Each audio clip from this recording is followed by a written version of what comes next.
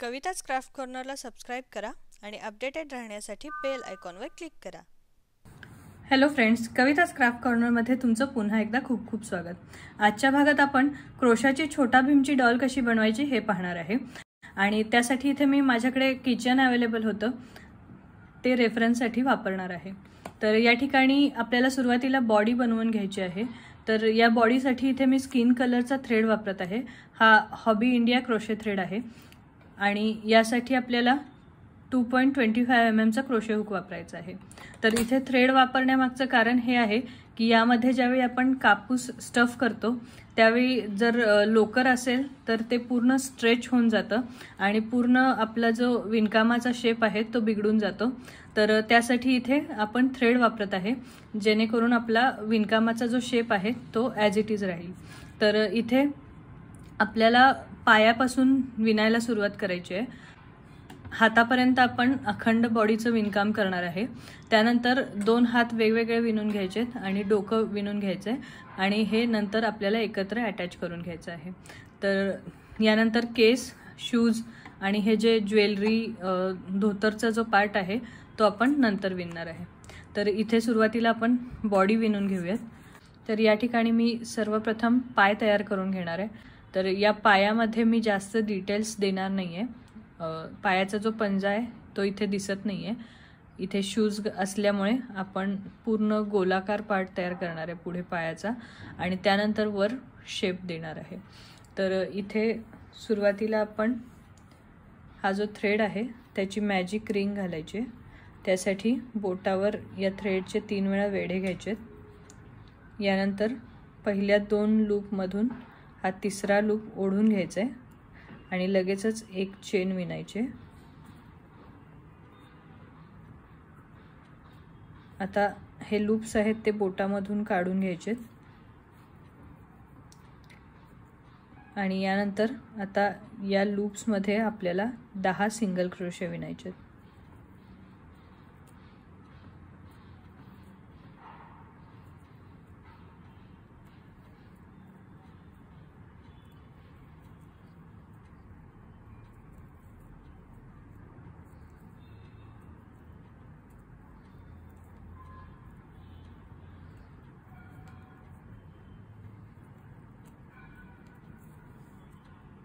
आता यानंतर आपल्याला हे लूप क्लोज करून घ्यायचे।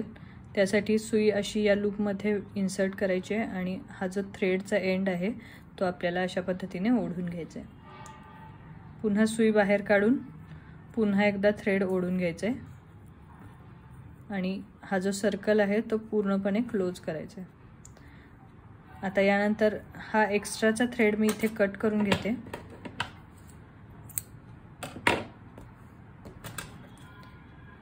आता नॉर्मली आपण हा राउंड कंप्लीट करण्यासाठी स्लिप स्टिच घालतो, पण या ठिकाणी मला कंटिन्युअस विणकाम करायचं आहे।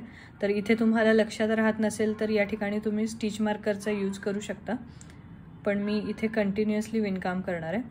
आता 10 सिंगल क्रोशेच्या आपल्याला 4 लाईन विणायचे आहेत। तर त्या मी इथे विणून घेणार आहे। प्रत्येक स्टिचमध्ये 1 सिंगल क्रोशे असं आपल्याला 10 वेळा विणायचं आहे।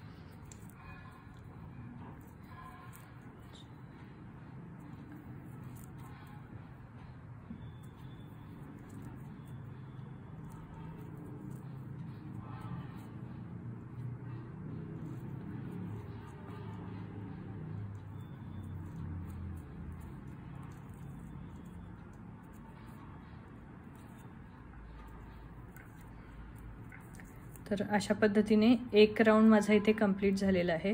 आणखी 3 राउंड मी याच पद्धतीने कंप्लीट करून घेणार आहे। स्टिचेस काउंट करत जायचेत आणि जर तुम्हाला काउंट करायला जमत नसेल तर तुम्ही या ठिकाणी प्रत्येक राउंडच्या शेवटी स्टिच मार्कर लावत जायचं आहे। तर इथे आता पुढचा राउंड मी आणखी एकदा तुम्हाला विणून दाखवते। 1 2 3 4 5 6 7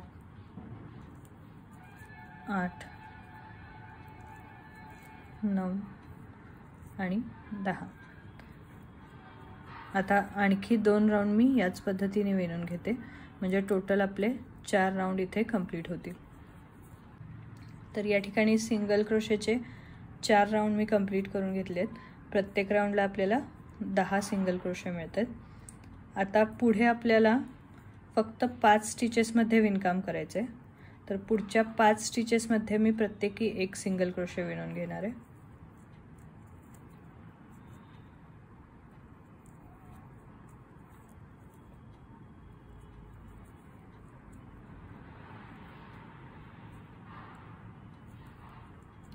आता यानंतर पुढे विणकाम कंटिन्यू न करता आपल्याला एक चेन विणायची आहे आणि विणकाम अशा पद्धतीने टर्न करायचं आहे। आता हे जे 5 सिंगल क्रोशे आपण विणले होते त्याच्या वरच्या बाजूला आपल्याला विणकाम करायचं आहे। तर ऑलरेडी आपण एक चेन विणून घेतली आहे, तो आपला पहिला सिंगल क्रोशे झाला। यानंतर दुसऱ्या स्टिचमध्ये 1 सिंगल क्रोशे, तिसऱ्या स्टिचमध्ये 1 सिंगल क्रोशे, चौथ्या स्टिचमध्ये 1 सिंगल क्रोशे आणि 5व्या स्टिचमध्ये 1 single crochet. Total 5 single crochet आपले इथे झालेले आहेत। आता पुढची लाईन पुन्हा एक चेन विणायची, विणकाम टर्न करायचं आणि पुढच्या 4 स्टिचेसमध्ये प्रत्येकी 1 सिंगल क्रोशे विणायचं।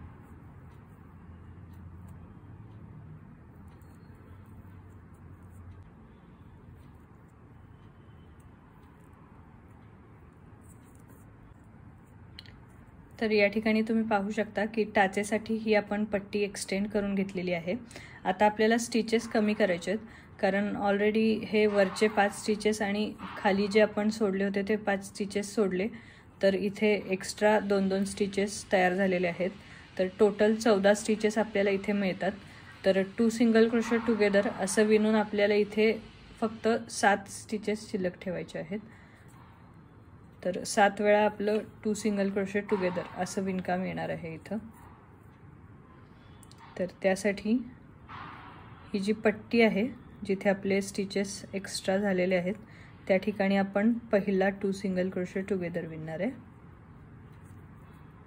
यानंतर खालच्या बाजूला 5 सिंगल क्रोशे आपण जे सोडले होते त्या ठिकाणी आपल्याला 2 सिंगल क्रोशे टुगेदर विणायचे आहे।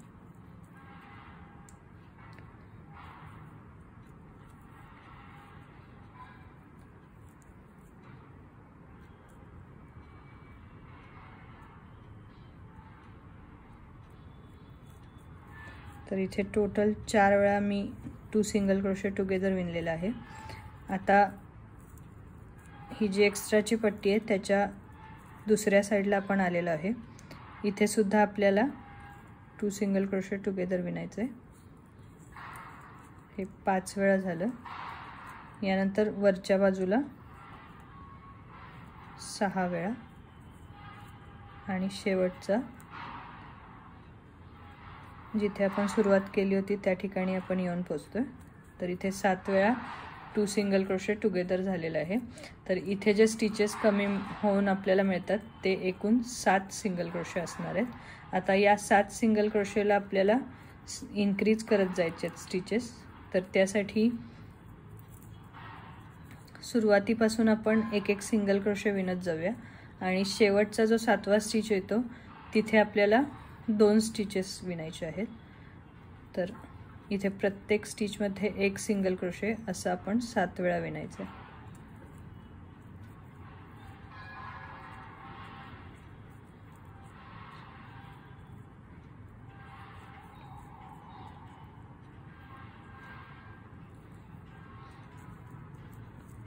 आणि हा जो 7वा स्टिच आलाय तिथे सेम ठिकाणी मी आणखी 1 सिंगल क्रोशे विणणार आहे। तर इथे टोटल आपले 8 सिंगल क्रोशे झालेले आहेत। आता पुढचा राऊंड आपण प्रत्येक स्टिचमध्ये 1 सिंगल क्रोशे असा विणायचा आहे। तर इथे टोटल आपल्याला 8 सिंगल क्रोशे मिळणार आहेत। 1 2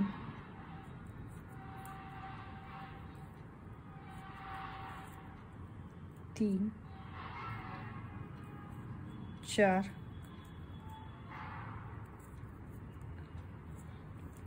5 6 7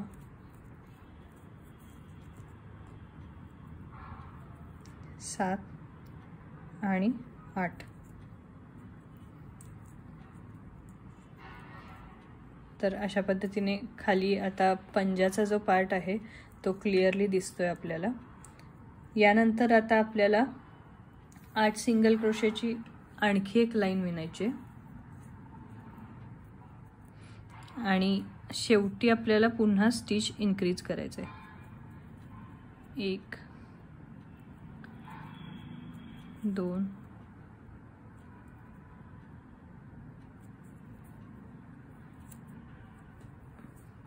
3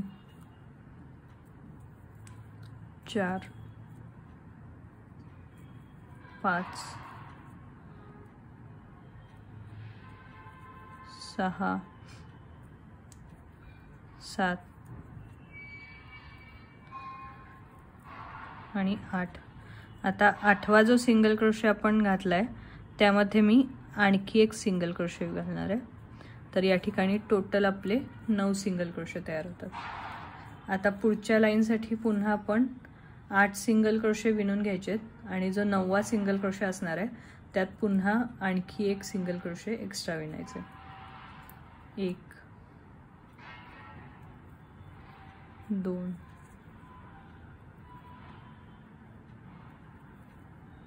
3 4 5 6 7 आणि 8. आता 9व्या सिंगल क्रोशेमध्ये आपल्याला 2 सिंगल क्रोशे विणायचे.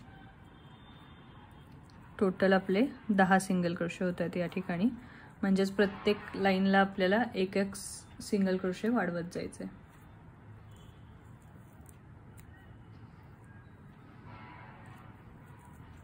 1 2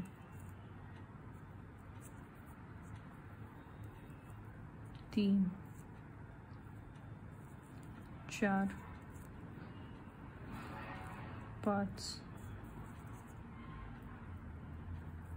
6 7 8 9. आता 10व्या सिंगल क्रोशेमध्ये मी 2 सिंगल क्रोशे घालणार आहे.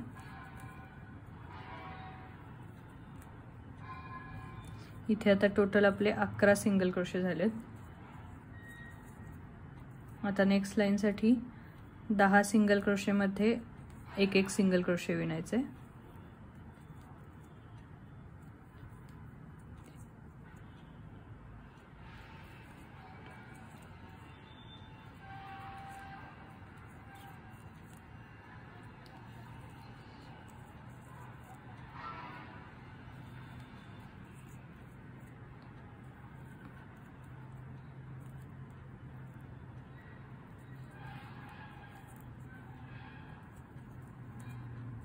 आणि 11व्या सिंगल क्रोशेला आता आपण 2 सिंगल क्रोशे घालणार. तर इथे टोटल 12 सिंगल क्रोशे आपले झालेले आहेत. आता 11 स्टिचेस मध्ये आपल्याला एक सिंगल क्रोशे विणायचे. 1 2 3 4 5 6 7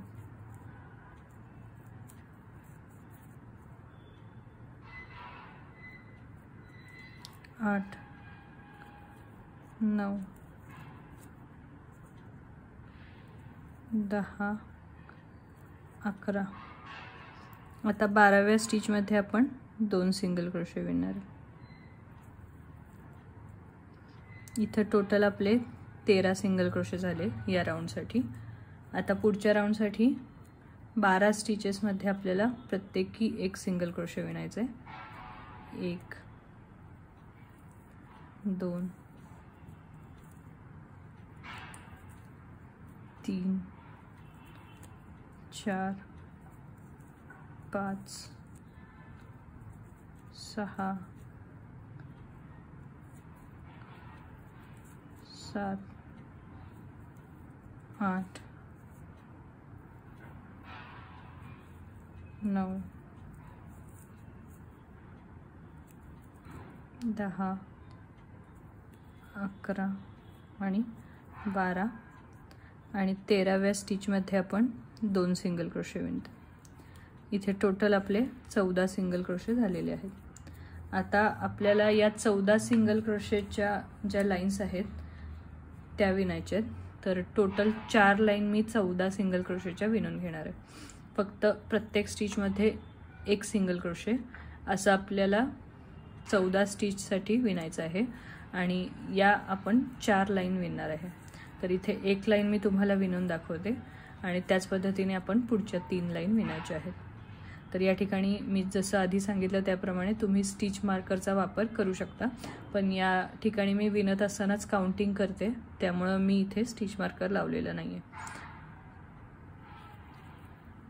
1 2 3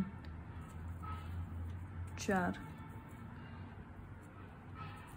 5 6 7 8 9 10 11 12 13 14. तर अशा प्रकारे मी इथे 14 सिंगल क्रोशेची लाईन विणलेली आहे. याच पद्धतीने आणखी 3 लाईन मी 14 सिंगल क्रोशेच्या विणून घेते. तर या ठिकाणी मी 4 लाईन 14 सिंगल क्रोशेच्या विणून घेतलेल्या आहेत आणि तुम्ही पाहू शकता एकदम छान असा पायाचा आकार इथे आपल्याला मिळालेला आहे. आता इथपर्यंत आपण जरी कंटिन्युअसली विणकाम केलं तरी आपण राऊंड्स कंप्लीट करत होतो, पण यापुढे आपल्याला राऊंड्स कंप्लीट करायचे नाही आहेत. आता पुढची जी लाईन आहे ती आपली अर्धवट होणार आहे, कंप्लीट नाही करायची आपल्याला. तर ती सुरुवात करण्याआधी आपण यामध्ये कापसाचं स्टफिंग करून घ्यायचं आहे, कारण जसं जसं वर आपण विणकाम करत जाऊ तसं यामध्ये स्टफिंग करायला अवघड जाईल.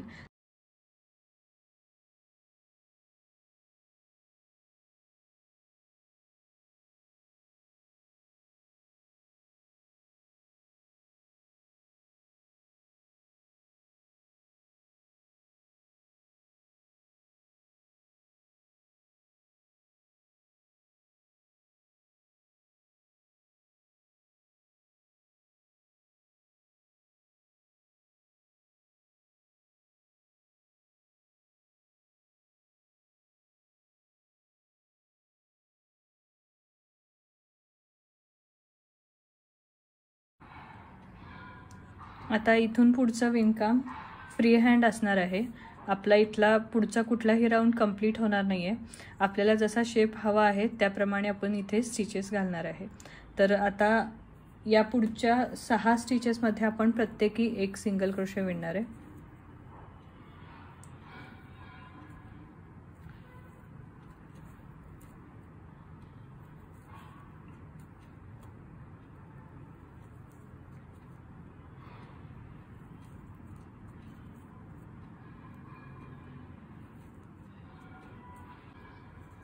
यानंतरच्या स्टिचेसमध्ये आपल्याला 2 सिंगल क्रोशे टुगेदर असं 3 वेळा विणायचं आहे. 1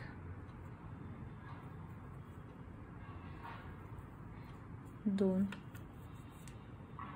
आणि 3.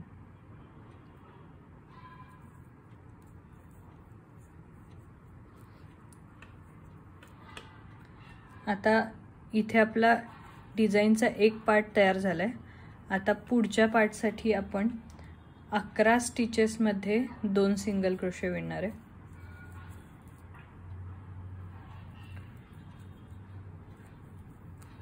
1 2 3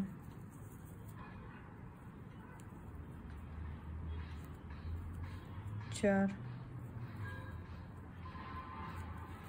5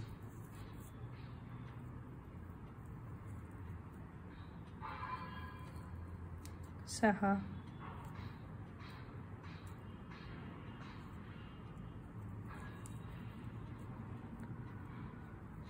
7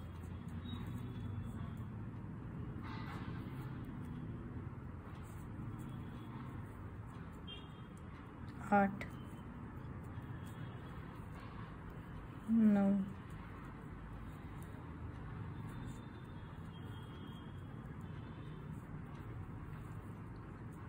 10 आणि 11. तर टोटल 11 स्टिचेसमध्ये आपण प्रत्येकी 2 सिंगल क्रोशे विणलेत. आता इथून पुढे पुन्हा आपल्याला पुढच्या 2 स्टिचेसमध्ये 1 सिंगल क्रोशे विणायचा आहे.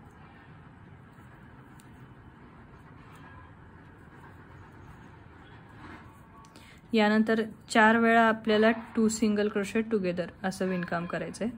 तर इथे आपला गुडघ्याचा पार्ट तयार होणार आहे. 1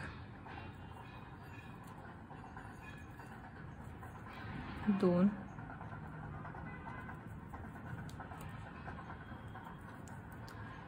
3 आणि 4.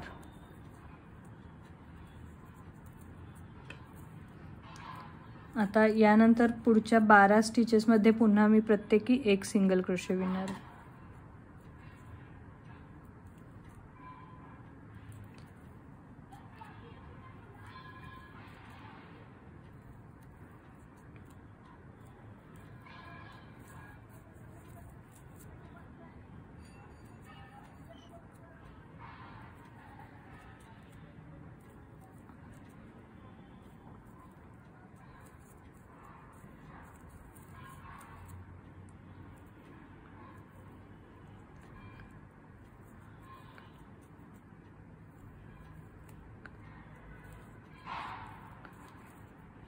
तर या ठिकाणी आपला गुडघ्याचा पार्ट तयार झालेला आहे. आता पुढे जसं आपण विणकाम करत जाऊ तसं आपोआप इथे आपला मांडीचा शेप तयार होत जाईल. आता या ठिकाणी टोटल वरच्या बाजूला आपल्याला 18 स्टिचेस मिळतात. थोडासा एखादा दुसरा कमी जास्त झाला तरी चालेल. फक्त एक लक्षात ठेवायचं आहे की बरोबर पायाच्या वरच्या बाजूला हा जो गुडघ्याचा पार्ट आहे तो आला पाहिजे. तर इथून पुढे आता आपल्याला 18 सिंगल क्रोशेच्या टोटल 8 लाईन विणायच्या आहेत. तर इथे पहिली लाईन मी तुम्हाला विणून दाखवते. प्रत्येक स्टिचमध्ये 1 सिंगल क्रोशे असं आपल्याला 18 वेळा विणायचं आहे.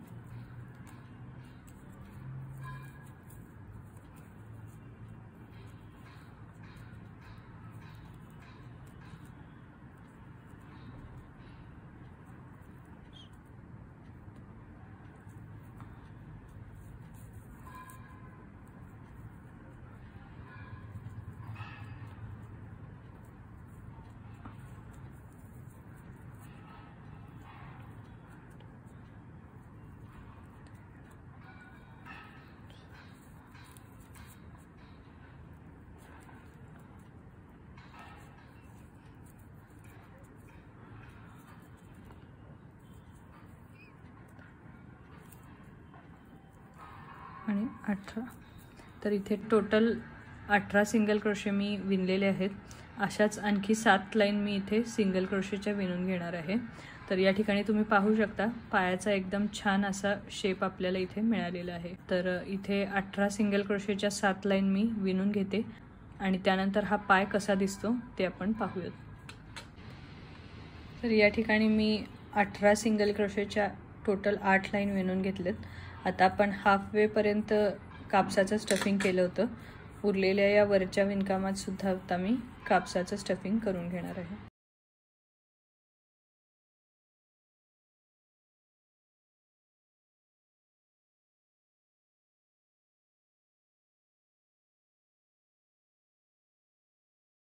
आता या ठिकाणी मी हा जो पुढचा स्टिच आहे तिथे स्लिप स्टिच घालते आणि एक चेन विणून थ्रेड कट करून घेते.